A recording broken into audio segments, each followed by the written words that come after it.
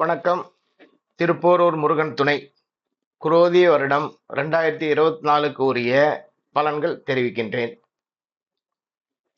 ரிஷப ராசிக்காரர்களுக்கு 18ஆம் தேதி முதல் ஜென்ம குருவாக இருப்பதால் உடல்நலத்தில் கவனம் தேவை. 5ல் கேது இருப்பதால் புத்திர வழியில் மருத்துவ செலவு ஏற்படக்கூடிய வாய்ப்புகள் ஏற்படும். 10ல் சனி இருப்பதால் செய்யும் தொழிலால் மன கஷ்டங்கள், பண கஷ்டங்கள் ஏற்படும். மேலதிகாரியிடம் கவனமாக இருப்பது நல்லது.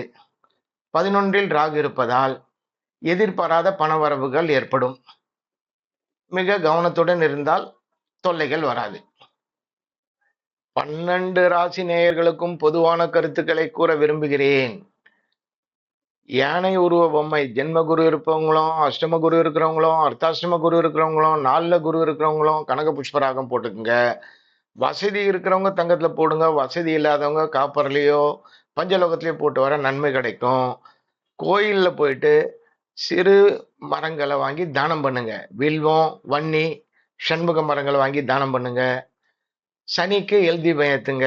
சனி நல்ல இடத்துல இல்லாம 2ல இருக்கிறவன், 8ல இருக்கிறவன், 7ல இருக்கிறவன், 4ல இருக்கிறவங்க எல்லாருமே சனிக்கு பிரீதி பண்ணுங்க. அன்னதானம் பண்ணுங்க. காக்காய்க்கு சாப்பாடு வைங்க. பசுக்கு அகத்திக்கீரை கொடுங்க.